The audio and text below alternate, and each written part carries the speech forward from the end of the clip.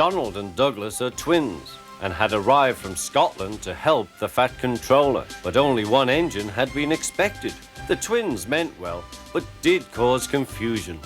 The Fat Controller had given them numbers, Donald 9 and Douglas 10, but he was still planning to send one engine home.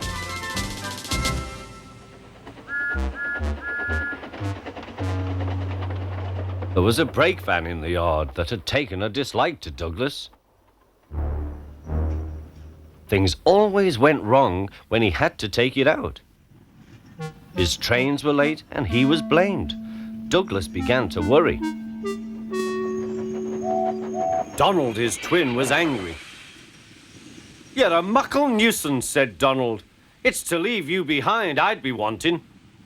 "You can't," said the van. "I'm essential." "Oh, Kaya!" Donald burst out. "You're nothing but a screeching and a noise when all's said and done. Spot Dougie, would you? Take that!" "Oh, oh, oh!" cried the van. "There's more coming, should you misbehave." The van behaved better after that. Until one day, Donald had an accident. The rails were slippery. He couldn't stop in time.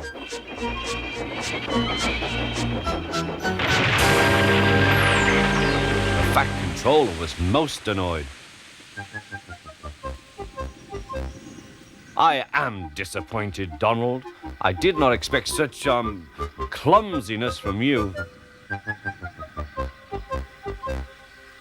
I had decided to send Douglas back and keep you." "I'm sorry, sir," said Donald. "I should think so, too. You have upset my arrangements. Now James will have to help with the goods work, while you have your tender mended. James won't like that." The Fat Controller was right. James grumbled dreadfully.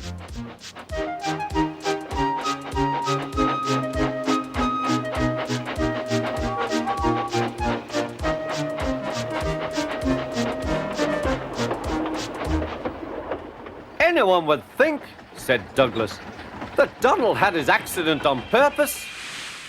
I heard tell about an engine and some tar wagons." "Shut up," said James. "It's not funny." He didn't like to be reminded of his own accident. "Well, well, well," said Douglas. "Surely, James, it wasn't a you. You didn't say." James didn't say. He slouched sulkily away. "He's cross," sniggered the spiteful brake van. "We'll try to make him crosser still."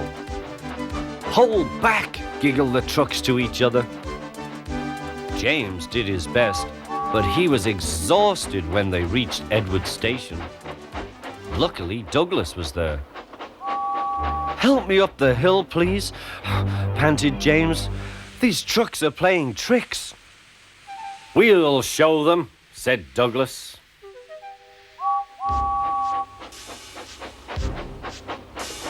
Slowly but surely, the snorting engines forced the trucks up the hill. But James was losing steam.